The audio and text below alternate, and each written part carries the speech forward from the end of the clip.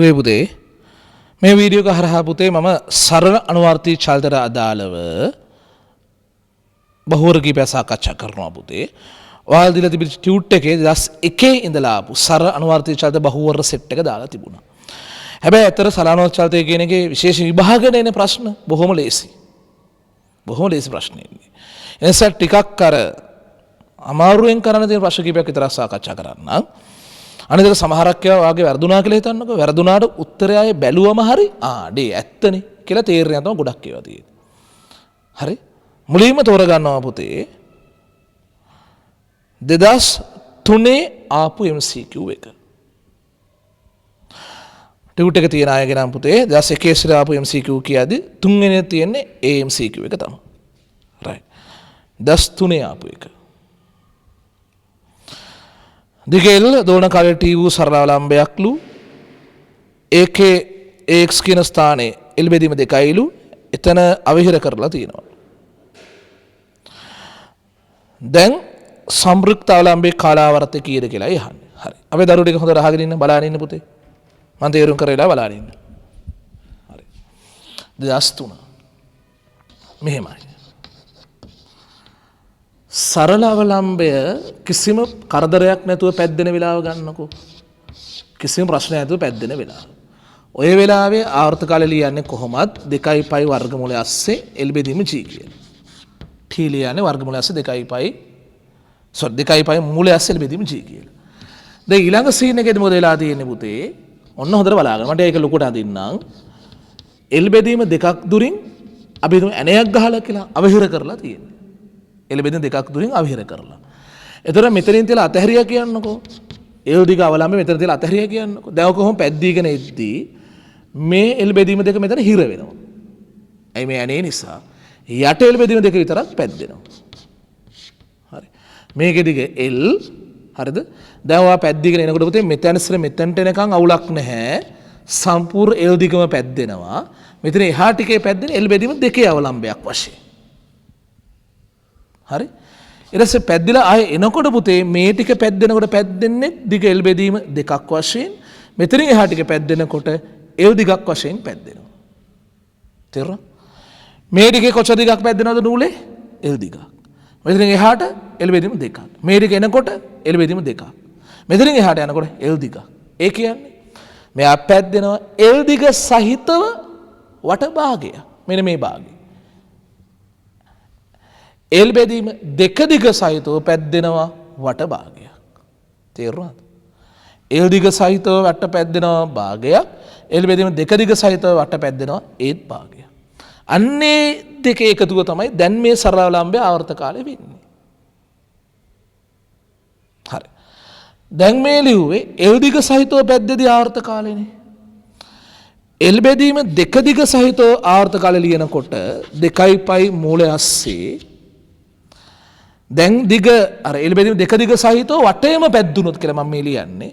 එහෙනම් දිගට දානවා L බෙදීම දෙක කියලා. L ට L බෙදීම දෙක දානවා බෙදීම G. දැන් අපිට පේනවා නේද පුතේ මේ දෙකේ ඉලක්කම හැරුණම ඉතුරු අකුරු සෙට් එක කියන්නේ මේ පරාවර්ත කාලය කියලා. දිග L වෙලාවේ ආවර්ත කාලය කියලා. එහෙනම් එතන T දානවා. බෙදීම තව මෙතනින් ඉතුරු වෙලා තියෙනවා කවුද? වර්ගමූල දෙක. මේ මොකද පුතේ ලියලා තියෙන්නේ?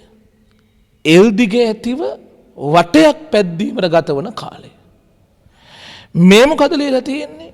L බෙදීම දෙකක් දිග සහිතව වටයක්ම පැද්දීමට ගතවන කාලය. හැබැයි දැන් මේ සම්ප්‍රයුක්ත අවලම්බයේ පැද්දෙන්නේ L දිග සහිතව වට භාගයයි. L බෙදීම දෙක දිග සහිතව වට භාගයයි. තේරුණා? එහෙනම් දැන් මේක ආවර්ත කාලේ T ඩබල් ඩෑෂ් වත් කියලා ලිව්වොත් මෙන්න මේ L දිග සහිතව පැද්දෙන වට භාගය තියෙන්නේ. ඒ වට භාගයට ගත කරන කාලය මෙන්න ඕකෙන් භාගයක්. ඕකෙන් භාගයයි. L බෙදීම දෙක දිග සහිතව පැද්දෙන වට භාගය වෙනුවෙන් ගත කරන කාලය මේ කියන එකෙන් භාගයයි. හරි. ඉතින් පුතේ ඒක පොදු සාධක එළියට අරන් තියනවා T කියලා. දැස පොදු හරයකුත් ගන්න. 2යි මූල 2 කියලා. 2යි මූල 2කට දෙකේ ගත්තොත් එතනින් මූල දෙකක් එනවා. ධන මෙතන එක ඉලක්කමක් එනවා. මෙන්න ප්‍රකාශනය. හරි කොල්ලනේ කියන්නේ උත්තරේ එන්නේ නම් තුන්වෙනි උත්තරේට. උත්තරේ 3. පුතේ මේ හොඳට නීට ලස්සන ලියා ගන්න බෑ පුතේ. මෙන්න මේ රූප සරය අඳා ගන්න. සම්පූර්ණ දිගම පැද්දෙන එක පුතේ. සම්පූර්ණ දිගම පැද්දෙන එක.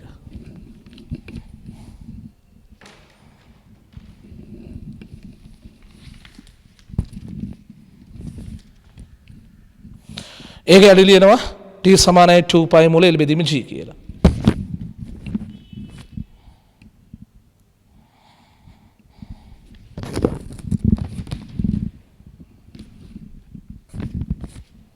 හරි. ඊට ගන්නවා පුතේ මේ රූප සරහන. රයිට්. ඇණයක් ගැහුවා. මෙතන සිට මෙතන පැද්දේ l දිග පැද්දෙනවා. මෙතන එහාට පැද්දෙන l බෙදීම 2යි. මේ දිග පැද්දෙන තව l බෙදීම 2යි. මෙතනින් එහාට lම පැද්දෙනවා.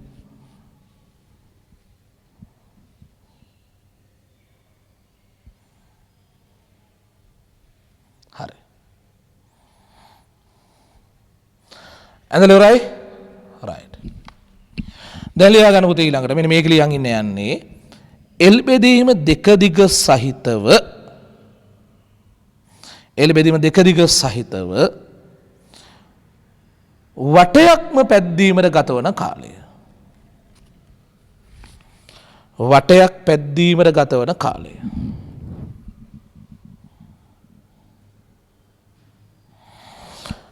t dash සමානයි 2 π මූලය අස්සේ L බෙදීම 2යි මෙතනින් තව g අකුරක් දානවා. L බෙදීම 2යි මෙතනින් ලියන තව g අකුරක්. හරි. දැන් මක්කයි වෙන්නේ මේ දෙක ඉලක්කම හැර ඉතුරු අකුරු ටික දිහා බැලුවම පේනවා ඉලක්කම් සකුරු දිහා බැලුවම පේනවා ඔය තියෙන පරණ t. L දිග සහිතව තියෙද්දී ආවර්ත කාලය t. වැඩිපුර මේ මූල දෙක එනවා. right. දැන් ලියන්න පුතේ සම්ප්‍රයුක්ත අවලම්බේ ආවර්ත කාලය සමානයි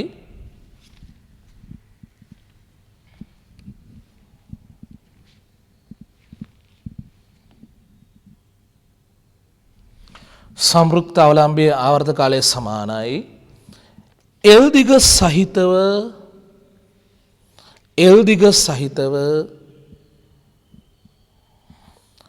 වට අර්ධයක් පැද්දීමට ගතවන කාලය. වට භාගයක් නැත්නම් අර්ධයක් පැද්දීමට ගතවන කාලය. එකතු කිරීම L බෙදීම දෙක දිග සහිතව වට අර්ධයක් පැද්දීමට ගතවන කාලය. L බෙදීම දෙක දිග සහිතව වට අර්ධයක් පැද්දීමට ගතවන කාලය. right. ඒක t වලින් භාගයකුයි t බෙදීම මූල දෙක කියන එකෙන් භාගයකුයි.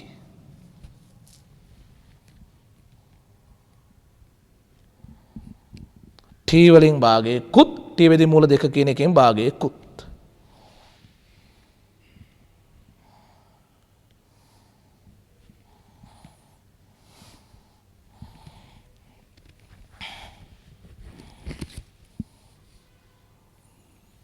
හරි.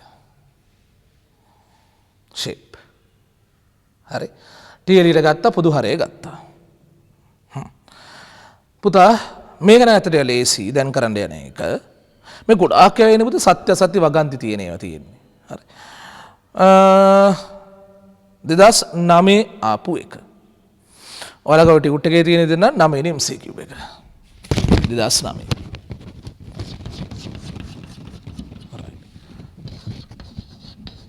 කාඩ හරිය තියරි කොට සමත කළා තියෙනවා නම් කියලා හිතලායි මම මේක. උත්තෝලක සීලමින් එල්ලා සරලවලම්බයකට උත්තෝලක නිශ්චලව තියෙනකොට ආවර්ත කාලය ටීලු. උත්තෝලක පහක තොරෙන් ඉහළට යනකොට පුතේ ආවර්ත කාලය කීයද කියලා අහනවා. හරි. උත්තෝලක නිශ්චල වෙලාවට ලියන්නේ 2 π මූලය අස්සේ L බෙදීම g කියන්නේ 10. උත්තෝලක නිශ්චල වෙලාවට. උත්තෝලක පහක තොරෙන් ඉහළ යනවලුනේ පුතේ. ඉහළ යනකොට ආවර්ත කාලය ලියන්නේ 2 π මූලය අස්සේ L බෙදීම මතක් කරගන්න. නෝටේ කියලා දුන්නේ පුතේ උත්තෝලක F තොරෙන් ඉහළ යනවා නම් පුතේ දැන් බෙදෙන්නේ G ධන F වලින්. G ධන F වලින්. මේකේ හැටියට 10 ධන 5. G 10යි ලිෆ්ට් එක ඉහළ යන තොරේ 5යි එනම් 15යි. right. බෙදනවා දෙවෙනි එක පළවෙනි එකෙන්. T dash බෙදනවා T වලින්. 2π කැපෙයි L කැපෙයි. අනේ පුතේ දෙවෙනි එක පළවෙනි එකෙන් බෙදනකොට මේ බලන්න T' මෙතන ලියුවා නම් 15 යට රූට් එන්න ඕනේ. 15 යට රූට් එන්න ඕනේ. 10 කෙනෙකු උඩ රූට් එන්න ඕනේ. ඒකේ මූලය. ඉතින් පහෙන් ගැබුවම උඩ රුලේ 2යි යට රුලේ 3යි ඒ කෙනෙකුගේ මූලය. දැන් T එහාට අරන් තියන්න. 2 අර 3 මූලයේ වරක් T කියලා කතාවක්. උත්තරේ 4 වෙනි එකට එන්නේ. හරි. ලියන්න උත්තෝලකයේ නිශ්චල විට කියලා.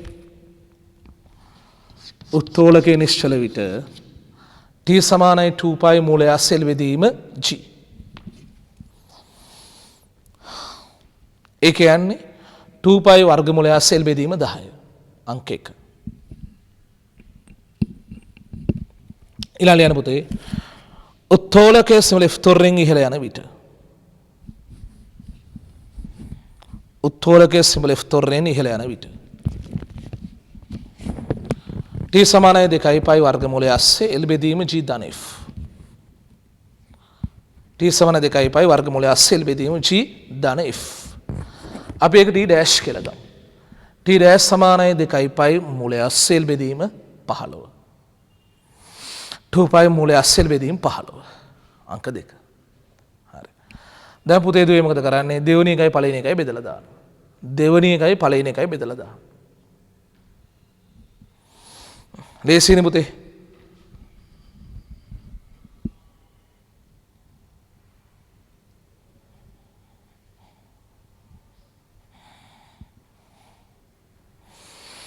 පුතාලා T ඩෑෂ් යුක්ත කරාම ඉන්නේ 2 බෙදීම 3 මූලයේ වරක් T කියලා. ආංශක ඉන්නේ 4 වෙනි එක. පිළිතුර 4. shape.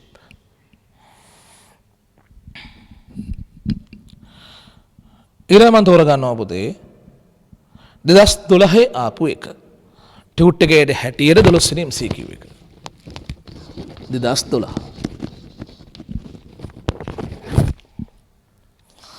රූපේ නැති පරිදි සහැල්ලු දුන්නකට සම්බන්ධ කර ඇති සාරාංශාතයේ යෙදෙන සිමලම් ස්කන්ධය සහිත අංශුවක් පිළිබඳව සලකන්නලු. දුන්නකින් ගැට ගහපු සිමලම් ස්කන්ධය ගැන කියනවා. දුන්නකින් එල්ලපු සිමලම් ස්කන්ධය සාආචය යෙදෙනවා. සම්මතයක් වශයෙන් එක අපි තියරි වලම ඉගෙන ගන්න කැලලක් නේ. අංශු තොරණයේ සෑම විටම චලිතයේ කේන්ද්‍රයේ දෙසට වේ. තොරණයේ තියෙන හැමතිස්සෙම කේන්ද්‍ර දෙසටලු. ඒක මේක විතරක් නෙවෙයි පුතේ. ඕනෑම සරණවර්ති චලිතයක ඒක එහෙම තමයි. වාක්‍ය සත්‍යයි. 12 කියලා දාලා ඒ කියලා දාලා යන ඒ සත්‍යයි. ඒක පිළි වාක්‍ය ලියන පුතේ ඕනෑම සා චලිතයක තොරණය සෑම විටම ඕනෑම සා චලිතයක තොරණය සෑම විටම කේන්ද්‍රයේ දෙසට. ඕනම සා චලිතයක තොරණය සෑම විටම කේන්ද්‍රයේ දෙසට. හරි. right. ඒක මේකටත් හරි ඉතින් එතකොට. B. අංශුව මත බලය කේන්ද්‍රයේ සිට ඇති විස්ථාපනයේ වර්ගයට සමානුපාතිකයි. අංශුව මත බලය. කොල්ලෝ සරණවත් චලිතයක යෙදෙනකොට අංශුව දැන්න බලය ගද්දී එසන මේ ක්‍රමයට තොරණ ලියන්නේ පුතේ ඔමේගා වර්ගයයි x කියලා. ඔමේගා වර්ගයයි x කියලා ලියවේ. x වල වර්ගය නෙමෙයි x කියලා එන්නේ. එතන මේක කියලා දෙන්නේ මොකද පුතේ? බලය කේන්ද්‍ර සිට ඇති විස්ථාපනයේ වර්ගයට සමානුපාතික නෑ. විස්ථාපනයටයි සමානුපාතික. විස්ථාපනයේ වර්ගයට නෙවෙයි. වාක්‍ය වැරදි. ලියන්න. B. එසන මේක ලියනවා පුතේ නිව්ටන්ගේ දෙවි නියමෙන් ගන්න එක. සරල අනුවර්තී චලිතයක තොරණ ලියනවා ඔමේගා වර්ග x කියලා. ඒ ලියනවා ඔමේගා වර්ග x කියලා. දැන් පේන F x තමයි අනුලෝම. F x වර්ග නෙමෙයි. වාක්‍ය වැරදි. C. දෝලන කලාවර්තය අංශයේ ස්කන්ධය මත රඳා පවතී. අංශයේ ස්කන්ධය මත රඳා පවතී. ඕනේ ආවර්ත කල්යන මොකෙන්ද? 2π වර්ගමූලය අස්සෙන් බෙදීමකේ. සූත්‍ර මතක් වෙන එක ලියමු නේද? ස්කන්ධය මත ආවර්ත කාල රඳා පවතිනවා කියන වාක්‍ය හරි. ලිය. සූත්‍ර මතක් වෙන ලියා ගන්න පුතේ. t සමාන 2π මුලෙන් බෙදීම k කියලා. හරිනේ. රඳා පවතී හරි. එතකොට ඒ වාක්‍ය හරි, B වාක්‍ය වැරදි, C වාක්‍ය හරි. සත්‍ය උනේ හා C විතරයි. උත්තරේ 4 වෙනි උත්තරේ. උත්තරේ වෙන්නේ 4 වෙනි උත්තරය. හොඳයි. ඊළඟට ගන්න පුතේ 2015 MCQ එක. ඔය ටියුට් එකේ හැටියට නම් 13. 2015.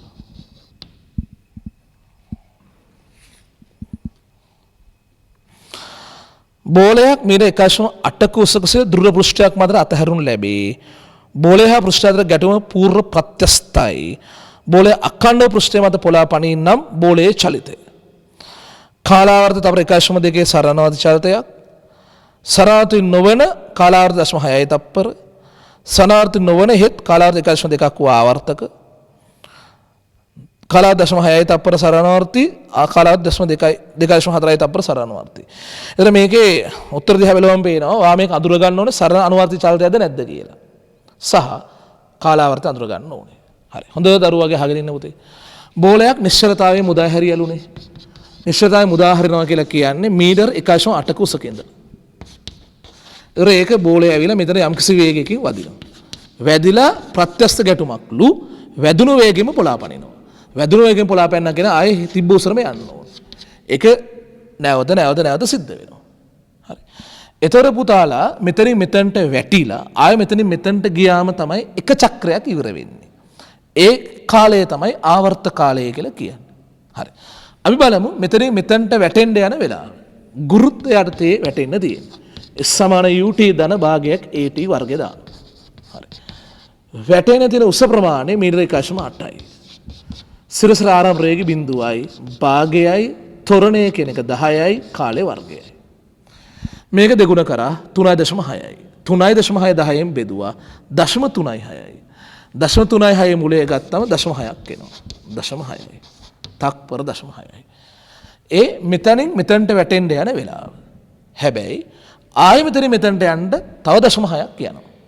එතකොට පුතේ කාලාවර්තය වෙන්නේ නැත්නම් දෝලනයක එක කාලය වෙන්නේ එක දෝලනයේ කාලය මේකේ දෙගුණේ. තප්පර 1.2යි. හරි. දැන් ඊළඟට ඔයා තෝරන්න ඕනේ මේ චලිතේ සරල අනුවර්තිතද නැද්ද කියලා. දැන් හුඟක් අය හිතා ඉන්නවා සර රේඛාවක් ඔස්සේ එහෙට මෙහෙට පැද්දුනා මේක සරල අනුවර්තිය කියලා. ඒක එහෙම නෑ පුතා. සරල අනුවර්ත චලිතයක් වෙන්න නම් මෙන්න මේ ලාක්ෂණික සමීකරණ පිළිපදින්න ඕනේ. මෙන්න මේක පිළිපදින්න ඕනේ. ඒ කියන්නේ විස්ථාපනයත් එක්ක ත්වරණය සමානුපාතිකව වෙනස් වෙන්න තියෙන්න ඕනේ. එහෙම ගුණයක් මේකේ නෑ. මේක දිගටම චලනය වෙන්නේ g කියන 10 කියන නියත ත්වරණයක් යටතේ. තේරුණා? g කියලා 10ක් කියන නියත ත්වරණයක් යටතේ මේක පැද්දෙන්නේ. ඒ නිසා මේක අනුවර්තී චලිතයක්. සමාන කාලාවර්තය ඇතුව නැවත එකම චලිතය සිද්ධ කරන හින්දා අනුවර්තී චලිතයක්. හැබැයි සරල අනුවර්තී චලිතයක් නෙවෙයි. ඒ කියන්නේ මොකක්ද තෝරගන්න වෙන්නේ පුතේ? තුන්වෙනි උත්තරේ සරල අනුවර්තී නොවන එහෙත් කාලාවර්තය තප්පර 1.2ක් වූ ආවර්තක චලිතයක්. එකම චලිත නැවත සිද්ධ කරනවා. හරි. රූප සරහන ඇඳ ගන්න පුතේ.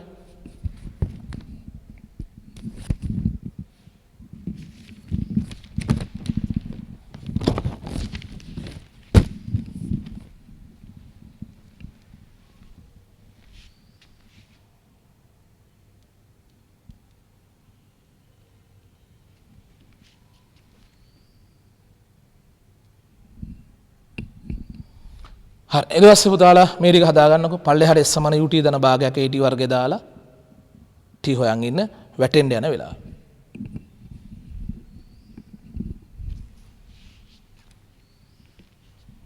මේ ටික විතර ලියා ගන්න පුතේ.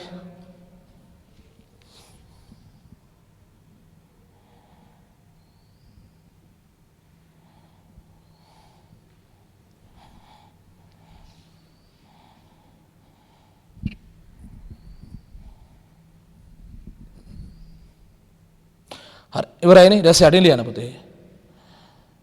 මේ ලක්වන ත්වරණයේ g නියතයකි. මේ ලක්වන ත්වරණයේ සිම්බල් g නියතයකි. සිම්බල් a සමානයි ඍණ ඔමේගා වර්ගයයි x පිළිපදින්නේ නැති නිසා. සිම්බල් a සමානයි ඍණ ඔමේගා වර්ගයයි x පිළිපදින්නේ නැති නිසා සා ආචලිතයක් නොවේ. සරණවර්තී චලිතයක් නොවේ. තේරුණානේ? පිළිතුර 3 කියලා දාගන්න. හරි. ඊළඟ මම තෝරගන්නවා පුතේ 2016 ආපු MCQ එක. ඔය ටියුට් එක හැටිනම් 15 වෙනි එක 2016.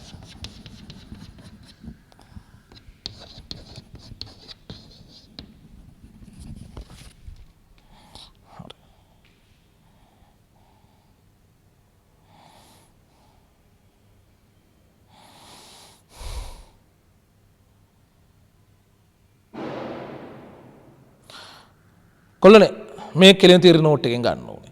මගේ තියරි වල උන් ගන්නලා තියෙනවා පුතේ. තියරි පන්ති වල වේවා රිවිෂන් පන්ති වල හැම එකෙම ගන්නනවා. තිරස් වේදිකාවක සිරස්සර අනුවර්තී චලිතය කියලා මාතෘකාව. ඒ වේදිකාව උඩ තියෙන ස්කන්ධයක දැන R ගැන කතා කරන්නේ. ඒකෙදි කියන එක තැනකදී ඉහළම පිරිමේදී R අවමයක් වෙනවා කියලා. ඒක කියන එක වෙලාවකදී R බිඳුවක් කියලා ස්පර්ශ ගිලිහිලා යනවා කියලා. හරි. ඒතර ඒ ස්පර්ශ ගිලිහෙන නොගිලිහෙන මේ මොහොතේ සීමාන්තික මොහොතේදී අපි ඔප්පු කරලා ඇති ඔමේගා වර්ගයේ ඒ සමානයි G බව. මෙහෙම එකක් ඔප්පු කරලා ඇති. එය මතක තියවන්න ඕනේ හින්දා අද මේක සාකච්ඡා කෙලින් මේක පාවිච්චි කරනවා. අර ස්පර්ශ ගිලිහෙන නොගිලිහෙන ඒ සීමාන්තික මොහොතේදී ඉහළම පිරිමේදී ඔමේගා වර්ගයේ ඒ කෙනෙක් G ට සමාන වෙනවා. එහෙනම් ඒක ඔමේගා ගත්තම ඉන්නේ මොකද්ද පුතේ? G බෙදීම මේ කෙනෙක් කෙනාගේ වර්ගමූලය.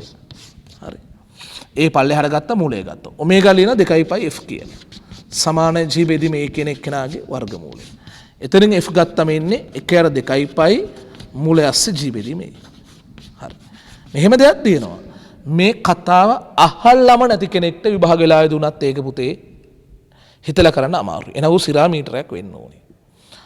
අහලා තියෙන එකටත් මේක සමහරට අමතක වෙලා තියෙන ඉඩ තියෙනවා. එහෙම වුණොත් උට ඒ නෝට් එක මතක් කරා පොඩක් ව්‍යුත්පන්නය කරගෙන ඉන්න වෙනවා. මම ඒකයි කියන්නේ සමහරලාට ද්විතීක ප්‍රතිඵල. කටපාඩම් කළ නෙවෙයි. භාවිතය තුල මතක හිටව ගත්තොත් අපිට ඒක ලොකු වාසියක් තියෙනවා. ඒ නිසා මම මේ ද්විතීක ප්‍රතිඵලයෙන් එකපාරම පටන් අරන් වැඩේ කරගෙන ගියේ. එතකොට හරි සරලයි. තප්පර ගානයි යන්නේ. උත්තරේ උනේ 4 වෙනි උත්තරේ. කරගන්න.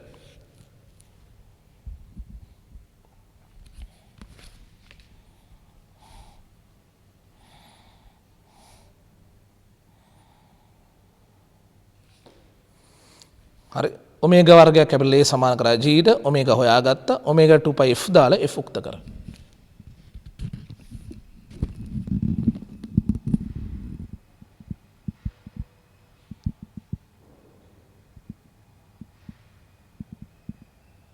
හරි. පුතේ දුවේ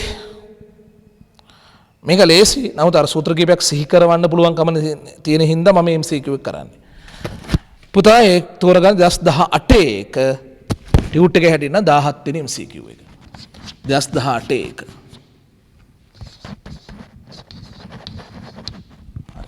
ප්‍රශ්න කියව ගන්න හොඳට. සාචේතන අංශුවක විස්ථාපන කාල ප්‍රස්ථාරය දීලාලු තියෙන්නේ.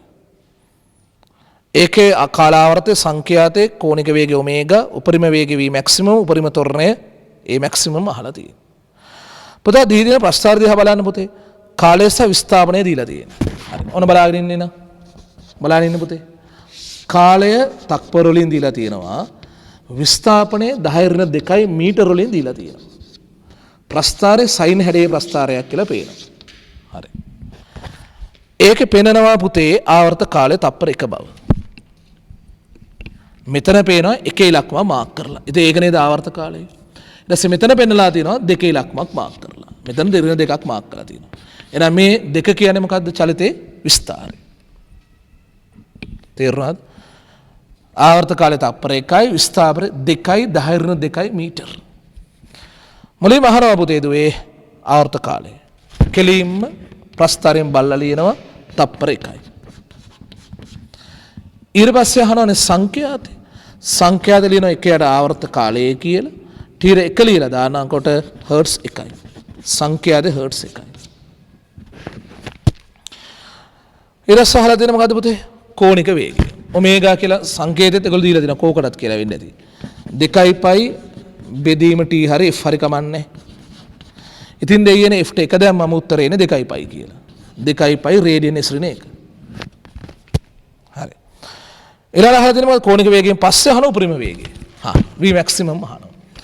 v maximum ලියන්නේ මොකෙන්ද? ඔමේගා a වලින්. ඔමේගා කීයද පුතේ? 2π ගුණ කිරීම විස්තරය කීයද? 2.10^2. 2.10^2.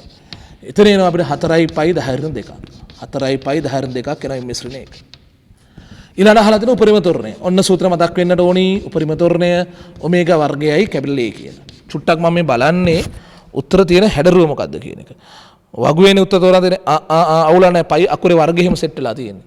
ඔමේගා වර්ග කරාම මේ බලන්න මේක වර්ග කරන්න බෑ 2යි පයි වර්ග කරා 4යි පයි වර්ගයයි. 4යි පයි වර්ගයයි ගුණ කරන්න විස්තරය. විස්තරය 2යි 10 2යි. හරි. එතන එන උත්තරේ නම් 8යි පයි වර්ගයයි 10 2. එම්එස් ඍණ 2. 8යි පයි වර්ගයයි 10 2. හරි.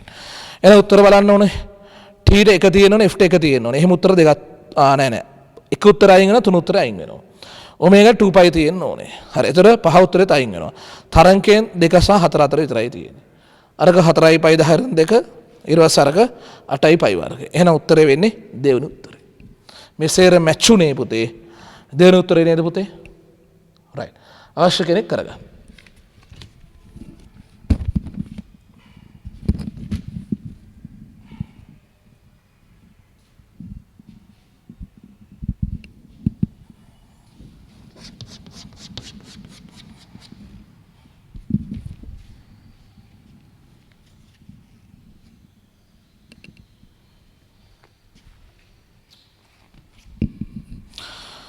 හරිනේ ඇතිනේ වෙලාව ඇතිනේ ඔයාලට ඕන නවත්තලා ලියා ගන්න පුළුවන් ඊළඟ මම තෝරගත්තා පුතේ 19 ආපු ලස්සන MCQ එක 19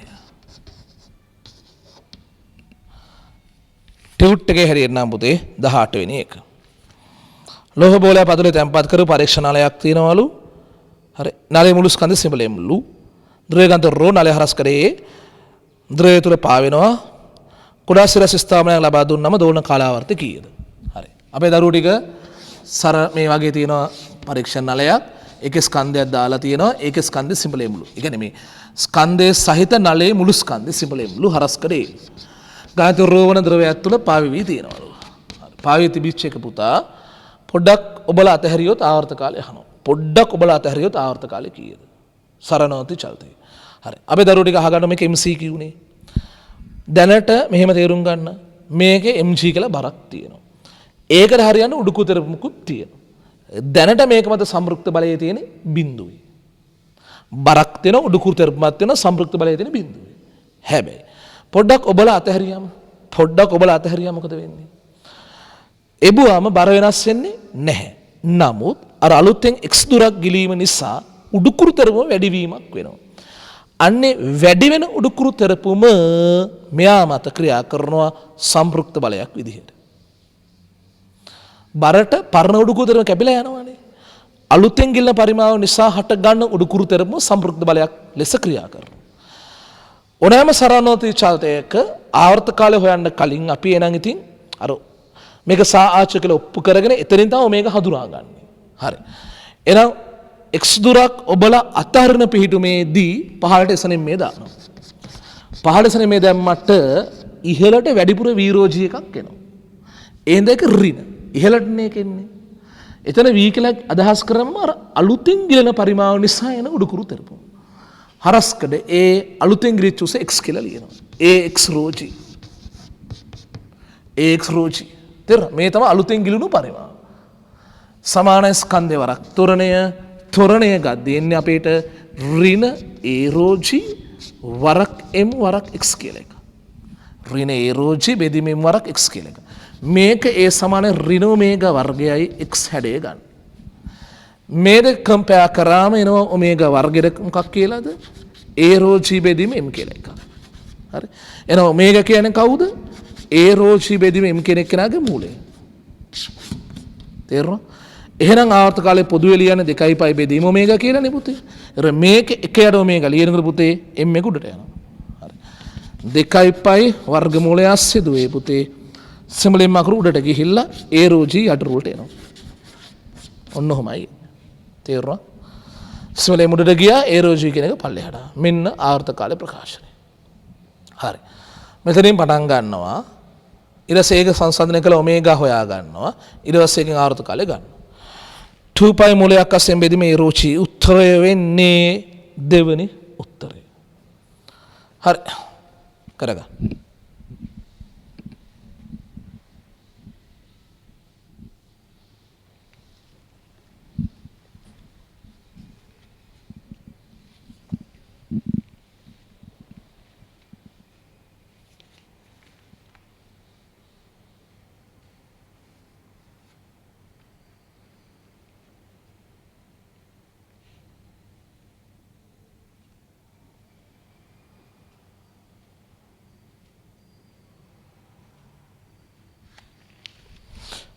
රයිට් එතනේ වෙලාව